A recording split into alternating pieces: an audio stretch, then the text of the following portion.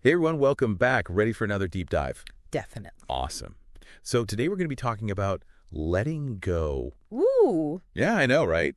Big topic. Yes. And how to recognize when it's time to move on from, anything, really. Yeah, A job, a relationship, a thought pattern, whatever it might be. totally. So our source material for this deep dive is a YouTube video by a creator named Thewizardliz. Oh, yeah. Yeah, and it's called Realize When It's Time to Let Go. Yeah. And she really dives into some powerful stuff. Yeah, she does. So let's jump right in. One of the things she talks about that really resonated with me was this concept of the sunk cost fallacy. The sunk cost fallacy, yes. I feel like I've heard of this before, but can you Yeah. kind of unpack that a little bit? Yeah, for sure. So the sunk cost fallacy basically describes this mental trap that we fall into where we stay committed to something simply because we've already invested so much into it, whether that's time, energy, money, Right. It could be any of those things. And it kind of stops us from seeing Yeah. okay, maybe this isn't working out anymore. Right, exactly. We just keep thinking about all that we've already put in.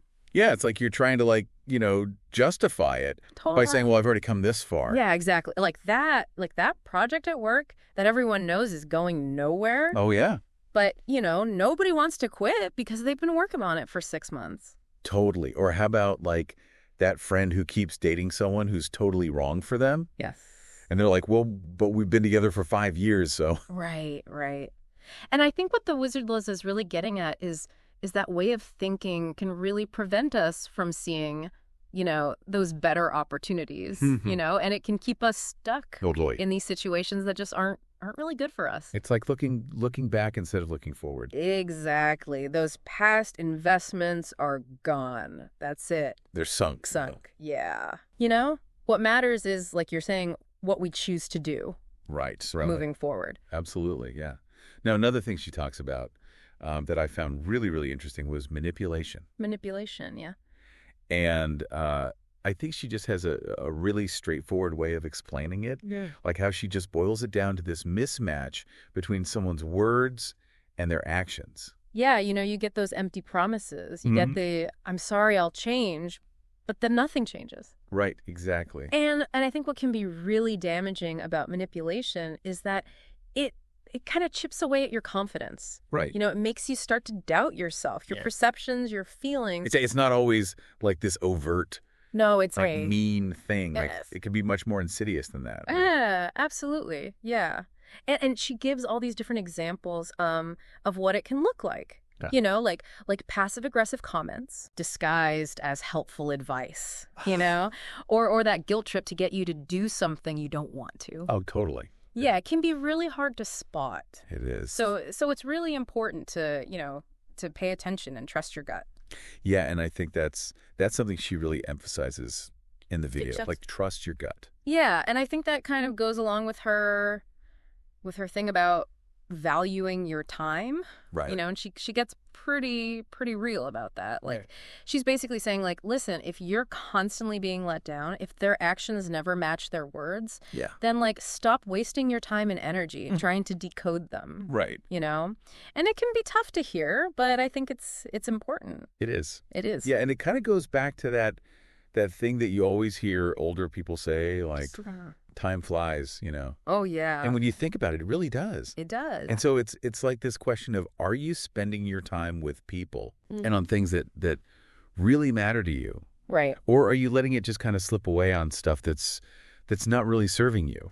And that's kind of what self-respect is all about, isn't it? Like choosing to invest your time and energy in things that align with who you are. Exactly. And what you value. Yeah, and she makes this really, really interesting point that I think a lot of people can relate to. What's that? She talks about how manipulators, they often prey on our insecurities, Yeah. making us feel like we don't deserve any better. Right, or that we can't do any better. Exactly. Yeah. But then she kind of turns it around and she challenges us to recognize our own worth. Right. And to make the choice to step away from those people or situations that are diminishing us. Yeah, and that can be really hard. It can. But it can be so scary. It can. To think about leaving that comfort zone, Yeah, and she she even uses her own experience as an example. Okay. She talks about leaving a relationship that was financially stable, Mm-hmm. but it just wasn't fulfilling her emotionally. Yeah. And so even though, leaving meant a certain level of like financial uncertainty, Right. she chose to prioritize her emotional well-being and just take a leap of faith. Wow. She had that faith in herself and her ability to create something better. That's incredible. Yeah, and in something bigger than herself. Right. Whether that's, God or the universe or just this belief that things will work out. Yeah. She had that faith, and I think that can be so powerful. It can. When you're going through these big changes. Absolutely. Yeah. Yeah. So it's like sometimes you got to let go of that like safe and familiar thing Yeah. to really like open yourself up to something amazing. Exactly. And that's what she keeps coming back to, this idea that letting go, it's really connected to personal growth and finding like your true purpose. Yeah, and she even quotes Tony Robbins in the video. She Yeah. says, Yeah. humans get unhappy and depressed when they stop progressing in life. That's so true. It is, right. And I think Yeah. that's a really powerful way to think about it. Yeah. Like, we're not meant to just stay stuck, No. It's okay to change your mind, try new things, keep evolving. It's all about that evolution. Yeah. Always learning, always moving forward. And she also talks about the importance of planning when you're thinking about letting go of something big, Right. like a job or a relationship, Mm-hmm. because it can be overwhelming, You can. just to think about taking that leap. Yeah, so what does she recommend? Like, if you're thinking about leaving a job, what kind of plan does she talk about? Well, she breaks it down into like these actionable steps, Right. like updating your resume, Right. networking, starting to look for new opportunities that align with what you want. Yeah. What you value, Right. and then if it's a relationship, Mm-hmm. Which I feel like is a whole other. it's so much more emotionally charged. Yes, exactly. She really emphasizes, reaching out to friends, family, Right. finding a therapist if Yeah. you need to, Right. making a plan for separating your lives. Yeah. Finding a safe place if you need to. It's like being intentional. Exactly. Right. It's not just hoping it's going to magically work out. Right. Right. It's about taking control. Taking control. Yeah. Yeah. That makes sense. And then once you've actually made that decision to let go, Yeah. she's very clear about like closing the door Yes. behind you. No going back. Yeah. No second guessing. Just keep moving forward. Stay forward. Yeah. And it's like, I guess the idea is like, even if it's comfortable, like holding on to that past can really block you yeah. from embracing what's next. Yeah. And she talks about how letting go can be like this catalyst Right. for all this positive change. So it's not just about ending something. Right. It's about like opening yourself up. Yeah, to something new, Yeah. to something better. And maybe even something you couldn't even imagine. Exactly. When you clear out that old stuff, Mm-hmm. you create space for new opportunities, Yeah. new relationships, Mm-hmm. a deeper connection with yourself. It sounds like she's talking about like not just external changes, Yeah. but like internal Oh, changes as well. It's about really understanding, what you need, Yeah. what you value, and having the confidence to go after it. Right. Right. And one of the things that really resonated with me was how she talked about faith. Oh, yeah. Like she was really encouraging people to have faith in themselves, Mhm. in a higher power, if that's something that resonates with them, Right. and in the journey itself, Yeah. even when it's uncertain. Yeah, just trusting Yeah. that it's going to work out. Yeah. And she even talks about miracles happening She does. when you let go of what's not serving you. When you surrender. Yeah. When you let go of that need to control everything. Yeah. It's a powerful idea. It is. And it's interesting how she delivers this message. Yeah. Like she's literally lying in bed in this video. I know, right? It's like Yeah. not your typical No, it's not. self-help guru. Right. But that's what makes it so authentic. It does. She's not up on a stage. Yeah. She's just a regular person Yeah. sharing, what she's learned. It makes it so much more relatable. It does. Like, hey, if she can figure this stuff out, maybe I can too. Right, exactly. And there's something really inspiring about that vulnerability. Totally. It reminds us that we're all in this together, Yeah. learning and growing. Yeah.